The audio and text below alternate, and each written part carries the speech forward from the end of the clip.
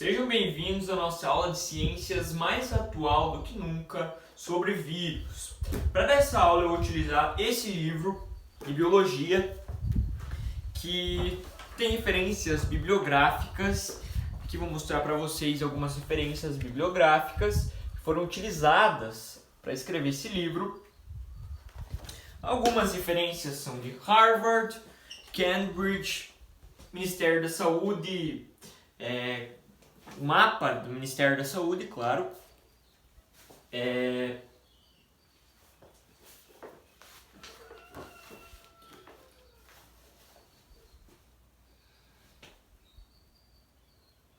Olá, alunos, sejam bem-vindos à nossa aula de ciências sobre vírus, mais atual do que nunca. Para essa aula eu vou utilizar esse livro aqui de biologia, que tem algumas referências bibliográficas.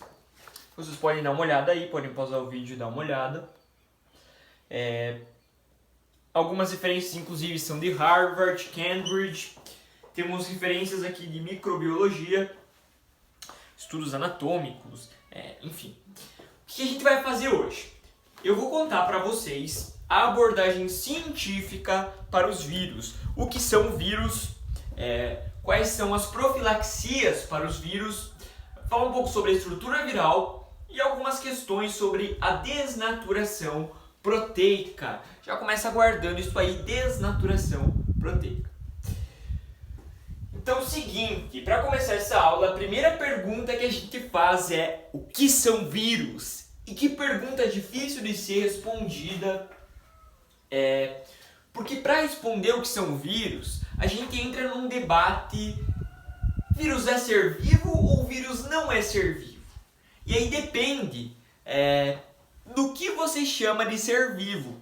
Alguns cientistas defendem que ser vivo é todo aquele ser que tem células. Outros defendem que um ser vivo é todo ser capaz de se reproduzir. E outros ainda, mais abrangentes, falam que todo ser vivo é aquele que tem material genético. Tudo bem? Claro, todo mundo que tem célula vai ter material genético. Tá bem? Então, isso acaba sendo uma discussão para quem quer incluir vírus em ser vivo e para quem não quer incluir vírus no ser vivo. O que a gente vai fazer? Vou deixar vocês escolherem se vocês acham que vírus é ser vivo ou não e vou começar falando as características para vocês. Acontece que vírus não tem células. Vírus são muito, muito, muito menores do que uma célula. Você pensa, por exemplo, que uma célula é uma coisa muito pequena que você não consegue nem ver. O vírus é ainda menor. Ainda menor. Menor que um vírus, apenas os átomos mesmo. Tudo bem? Então o que acontece aí? Nós temos aqui no quadro dois tipos principais de estruturas virais. Os dois tipos de vírus que eu coloquei ali têm DNA ou RNA, que é esse material genético que está aqui no centro. Lembra o que é material genético? É aquilo que nós temos nas nossas células e que serve para definir quem nós somos. Se eu tenho um nariz grande, é porque no meu código genético nem é a melhor palavra, o melhor mesmo nas minhas moléculas genéticas, eu tenho características, eu tenho genes para um nariz grande. Tudo bem?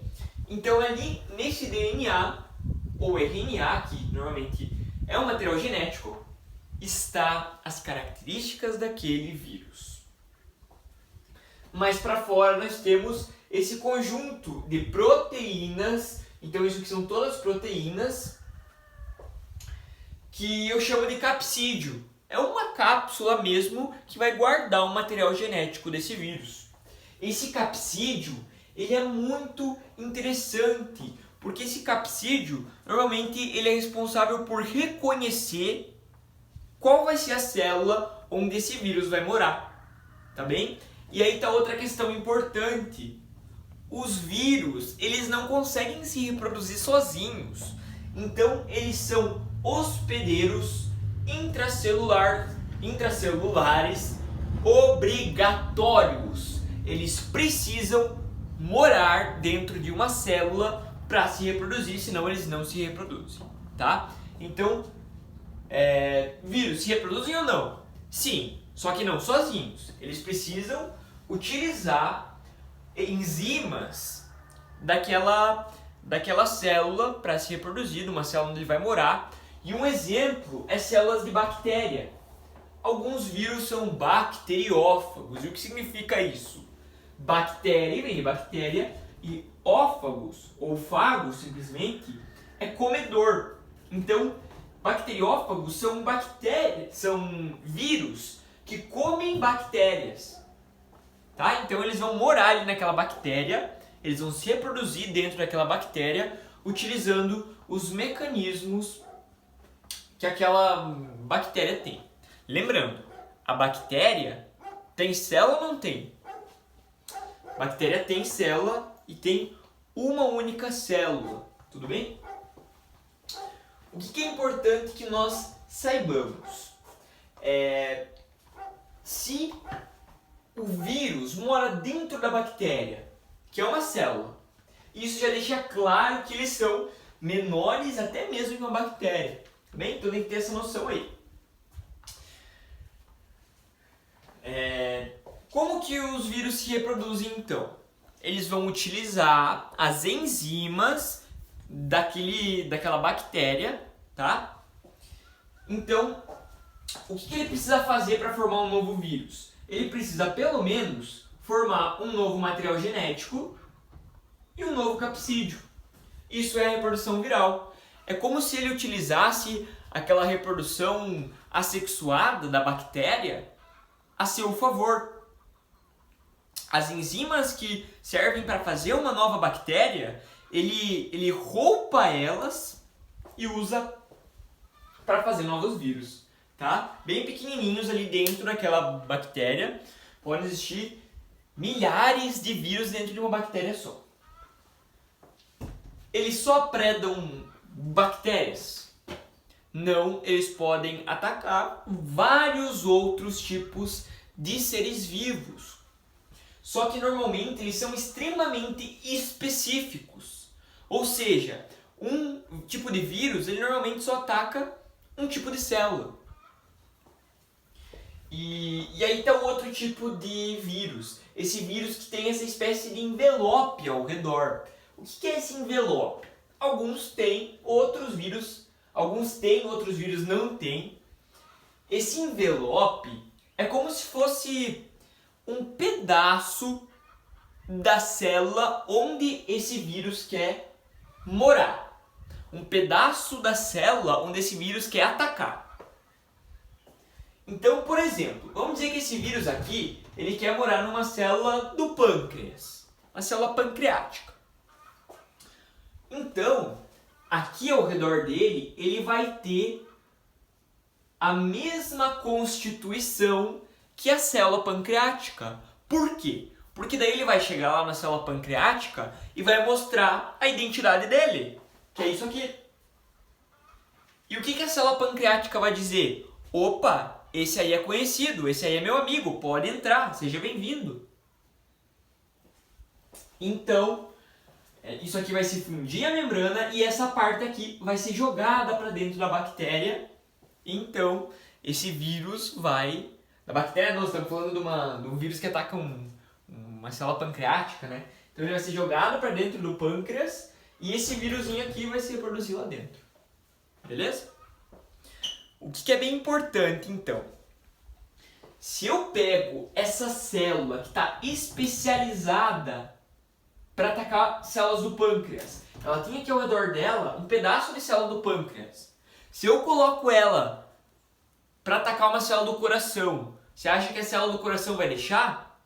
Ela vai olhar para isso aqui e vai falar: opa, isso aqui não é meu, isso aqui é do pâncreas, isso aqui não é do coração. O que vai fazer?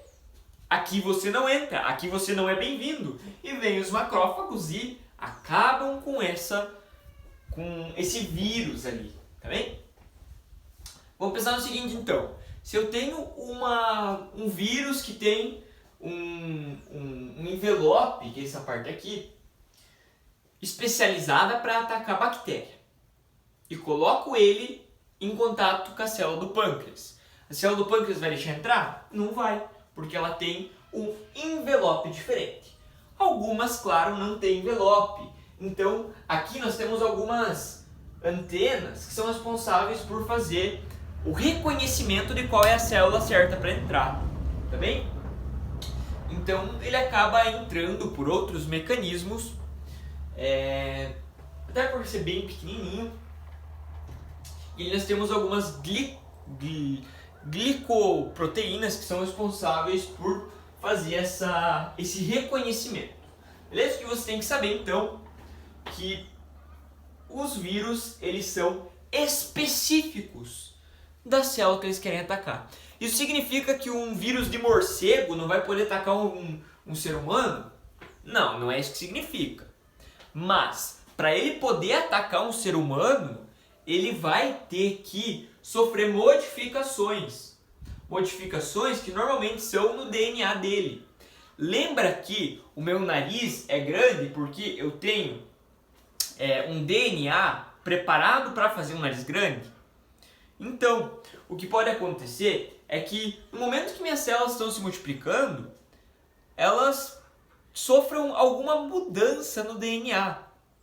Então, aquela célulazinha, a parte que era preparada para fazer nariz grande, ela sofreu uma transformação. Então, aquela célula vai ser diferente das outras, tá bem? Claro que eu não vou começar a ter um nariz pequeno por causa disso. O que eu vou ter é uma espécie de câncerzinho, ou então eu vou ser um indivíduo mosaico.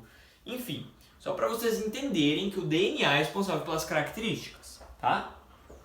Agora, quando a gente fala numa mudança aqui no código genético de um vírus, é muito mais simples, porque é uma reprodução onde um vírus vira outro. E dois vírus vão virando vários, e eles vão se multiplicando de forma assexuada. Normalmente, os vírus filhos vão ser exatamente iguais ao vírus pai. Só que, caso aconteça uma mutação, que é esse probleminha aí, ele pode nascer um vírus filho diferente. Um vírus filho que nasceu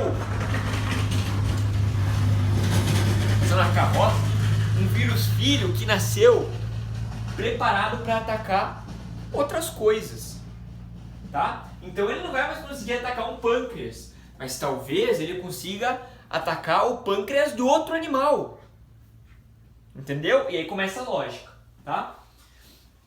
Agora, seguinte, lembrem que são hospedeiros intracelulares obrigatórios, isso é um termo técnico, eu quero que você anote e que você memorize, que é uma característica dos vírus, tá? Temperatura e pH mata vírus? Sim! Se você elevar muito a temperatura, você vai matar o vírus. Você já pensou no bife, por exemplo? Quando você pega o bife, um pedaço de carne bem vermelha, ele tem lá a sua textura, a sua cor, tá? Se você colocar ele assim em temperatura ambiente, ele vai mudar a cor dele, a não ser que fique muito tempo que entre em decomposição, ele vai continuar vermelhinho.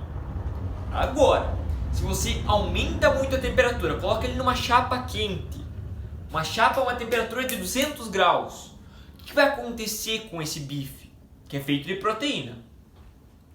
Ele vai desnaturar, ele vai mudar de coloração, de textura. A proteína vai perder as características dela, vai desnaturar. Isso inclusive é um termo técnico, desnaturação proteica. E eu não falei para vocês que esse capsídeo é de proteína? Então se eu coloco esse vírus em um local de uma temperatura muito elevada, o que pode acontecer? Esse capsídeo de proteína pode desnaturar e perder sua função. E isso vai matar o vírus. Matar porque você não mata uma coisa que já está morta. Então depende bastante da referência, se você acha que é um ser vivo ou não, né? De novo essa questão aí, que nunca vai sair das aulas de biologia até que eles pelo menos padronizem o que é um ser vivo.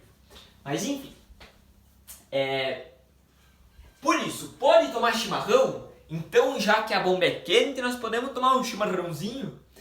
Não, não pode. Por quê? Estar quente não significa que você vai matar aquele vírus, que você vai desnaturar aquela proteína do capsídeo dele. Pode ser que a temperatura não seja suficiente. E por isso, tomar chimarrão não é adequado. Um exemplo que eu sempre uso, o teu lábio ele é proteico, ele tem proteína, então quando você bota a boca na bomba, o teu lábio vai desnaturar, aquela proteína vai perder a função dela, vai parar de servir? Não, vai continuar sendo um lábio com o mesmo formato, a não ser que você bote numa bomba que está, sei lá, a 150 graus, que daí com certeza a tua boca vai queimar, desnaturar. Inclusive, você cozinhar um pedaço de carne nada mais é do que desnaturar aquela proteína, tá? Então, a temperatura tem que ser elevada, a temperatura do chimarrão não é suficiente, então pode ter e vai ter transmissão viral pela bomba do chimarrão. E bem importante, né? Você não vai tomar com qualquer um, significa que você não pode tomar com a tua família. Sim, você pode, é a tua família.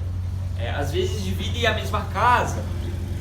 O que não pode acontecer é você ir no vizinho que compartilha o ambiente com outras pessoas e tomar chimarrão, por mais que o vizinho diga que se cuide. Veja bem, você se cuida, mas você está tomando chimarrão com o vizinho. Por mais que ele se cuide também, tá? E daí você pensa assim, ó, o vizinho lá, ele diz que se cuida, só que ele toma chimarrão com toda a família dele e outros 2 vizinhos que também dizem que se cuidam. E daí você vai aumentando isso aí, e vai indo de pessoa em pessoa e todo mundo se cuida, mas todo mundo toma chimarrão com uma e outra pessoa a mais. E no final, tá todo mundo da cidade tomando chimarrão junto. Então, muito cuidado com o chimarrão individual. No final, você vai fazer um balanceamento aí entre quanto que você vai gastar mais de erva para fazer um chimarrão pro vizinho, individual para ele. Quanto você vai gastar de erva e quanto você gastaria fazendo um teste de coronavírus, que normalmente está acima de R$300.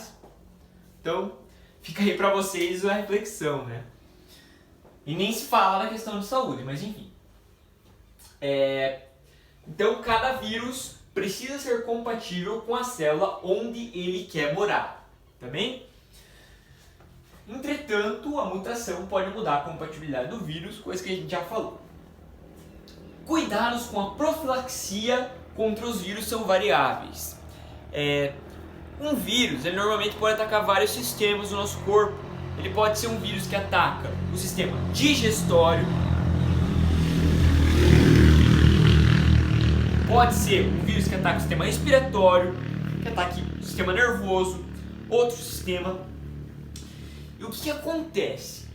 Normalmente, um vírus que ataca o sistema digestório, você vai pegar ele como? Você vai pegar ele entrando em contato com água contaminada com fezes, ou alimentos contaminados com fezes, que faz todo sentido, porque esse vírus está alojado em células do sistema digestório. Aí se você pensa no coronavírus, que é um vírus do sistema respiratório, o que vai acontecer? Ele vai se propagar por secreções do sistema respiratório, como o espirro, como a saliva apenas pela tosse. Então, o que você tem que fazer? Você tem que tomar muito cuidado com esse tipo de secreção. Não basta apenas usar a máscara. A máscara